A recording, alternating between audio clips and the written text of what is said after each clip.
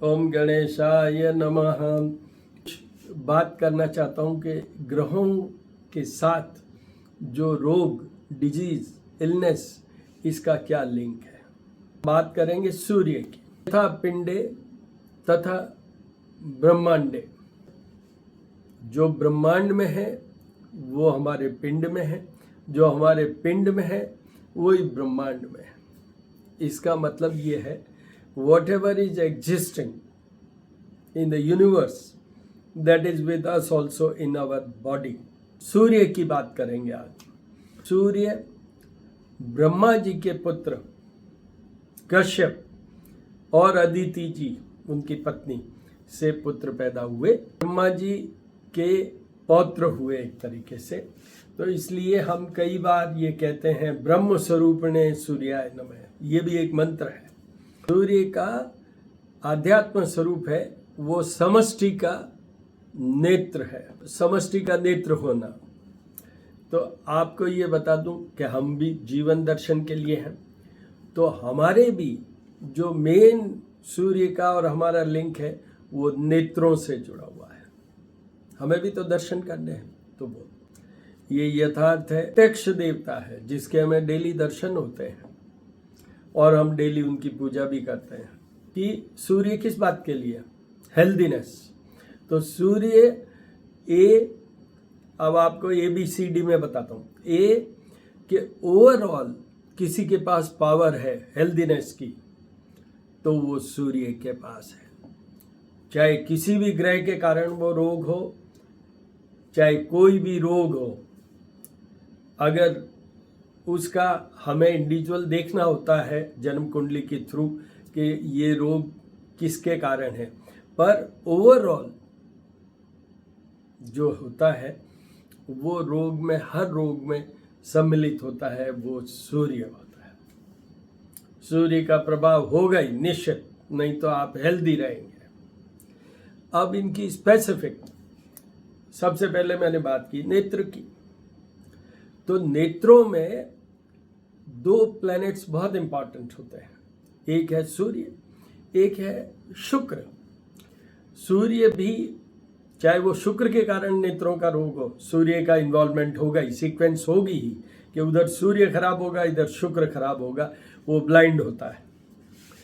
तो पहला रोग, अब देखिए आप इनमें हर एक चीज, हाउ यू आइडेंटिफाई। आपको एक टिप दे रहा हूं कि आप कैसे समझें। देखिए सूर्य का पहले तो मैंने बता दिया कि नेत्र से जुड़े हुए हैं।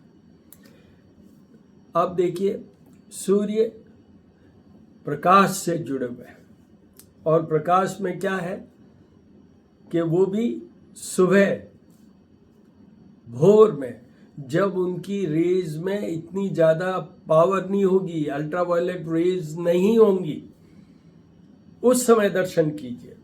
Ultraviolet rays is a cause for blindness, the I damage. तो इसलिए सूर्य का नेत्रों से इस तरीके से जुड़ा हुआ है। जो बहुत ज्यादा, जिनका सन एक्सपोजर होता है, हमें कहते हैं ना कि लेंस लो फोटोक्रोमेटिक, धूप में जाते हो तो आप उसमें करिए। तो ये नेत्रों का मामला है। यहाँ पर सूर्य की रेज, सूर्य की रोशनी से विटामिन डी आता है। हम बचपन से सुनते आ रहे हैं कि सूर्य में बैठिए, अगर आपकी हड्डियों में दर्द है, अगर आपके हड्डियों की ग्रोथ नहीं हो रही है, फ्रेजाइल है, फ्रैक्चर्स होते हैं, दर्द होता है, आर्थराइटिस होती है, सब में सूर्य का काम है। तो वो सूर्य से जुड़े हुए हैं। गांव का रहने वाला हूं, तो गांव में हम लोग जाते थे छुट्टियों में, तो वहां पर हम देखते थे कि झोपड़ियों में जहाँ सनलाइट कम है, कई जो जैसे बड़े शहरों में चॉल्स वगैरह हैं वहां पर, तो उसमें उनको क्या डेवलप होता था? ट्यूबरक्लोसिस, क्षय रोग। और वो क्यों होता था? क्योंकि सूर्य की रेज में ही जितने भी ये कीटाणु होते हैं, अनहेल्दी बैक्टीरियाज कह लें, कुछ भी कह लीजिए आप, वो सारे डिस्ट्रॉय हो जाते हैं सूर्य की रेज से। तो सूर्य की रोशनी नहीं मीन्स ट्यूबरक्लोसिस।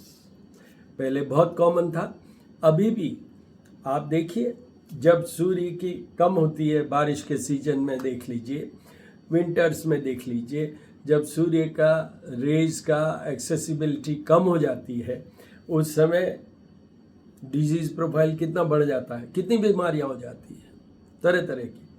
खाने का जो है उसमें ही वो कीटाणु पड़ जाते हैं, तो हमारा फूड भी उस पर, तो एक ये भी रीज़न होता है कि हम बीमार हों। उसमें डाइजेशन भी आता है, जो डाइजेस्टिव सिस्टम है वो भी सूर्य की रेज से कनेक्टेड है।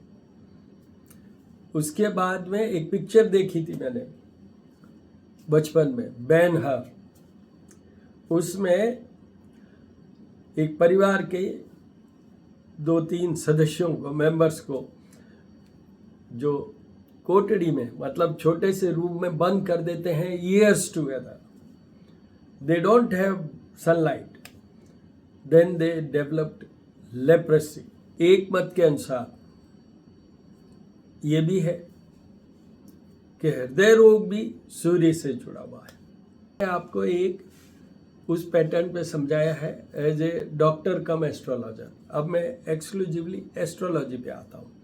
देखिए, सूर्य जिनके नीच राशि का होता है 15 अक्टूबर से 15 नवंबर, साल में एक माह ऐसा आता है जब वो सूर्य नीच राशि के होते हैं, वीकेस्ट पोजीशन में होते हैं एस्ट्रोलॉजिकली। तो उस समय जितने भी लोग जन्मे हैं और जन्मते हैं हर साल, उन सब के हेल्थ का एक क्वेश्चन मार्क कर लीजिए आप। कहीं भी वो सूर्य 12 हाउसेज होते हैं हॉरोस्कोप में, कहीं भी वो सूर्य पड़ा हो, बट आप एक क्वेश्चन मार्क कर लीजिए। उनको मैं हर वीडियो में बोलता हूँ कि सूर्य के उपाय जीवन भर करने चाहिए। दूसरा, सूर्य अगर आपके 6th हाउस शत्रु रोग और घर में ही पड़ा हो, 8th हाउस जहाँ से हम आयु विचार होता है, 12th हाउस, वहाँ पर पहले तो आंखें ही आ जाती है। 12th और 2nd हाउस में अगर सूर्य हो जन्म कुंडली के तो आंखें गई, रोशनी गई। और 12th हाउस में एक और भी चीज़ है, दूसरे भी हेल्थ इश्यूज होते हैं आई साइट के अलावा, चाहे वो 2nd हाउस में हो और चाहे वो 12th हाउस में हो। इस तरीके से ये सूर्य के इतने रोग हैं। अब क्या करें? उसके लिए सूर्य के उपाय मेरे श्री करनी ज्योतिष एवं वास्तु शोध संस्थान जो है मेरा यूट्यूब चैनल, वहाँ पड़े हुए हैं सूर्य के उपाय। तो 9978627397 पे मुझसे संपर्क कर सकते हैं। लास्ट में कुसुम संकाशम काश्यपेयम आदित्यम तमोहरिसर पापग्नम पंतो अस्मि दिवाकर। सूर्य के साथ एक चीज और जुड़ी हुई है, हनुमान जी की आराधना। तो मैं जो बोलता हूँ वो सुन लीजिए। हनुमान अटिल रंगील छबील बनियो जद मोहन मारी लंकपति ने, कूद समुंदर लाए सजीवन सोच निवार्यो मां शक्ति ने, तुलसी संगत के उन मिटे कोई ध्यान दरबार मार देते। तीसरा, सूर्य गायत्री कर लें या गायत्री मंत्र, ओम भूर्भुवस्सुवः तत्सवितुर्वरेण्यम भर्गो देवस्य धीमहि धियो यो न प्रचोदयात्।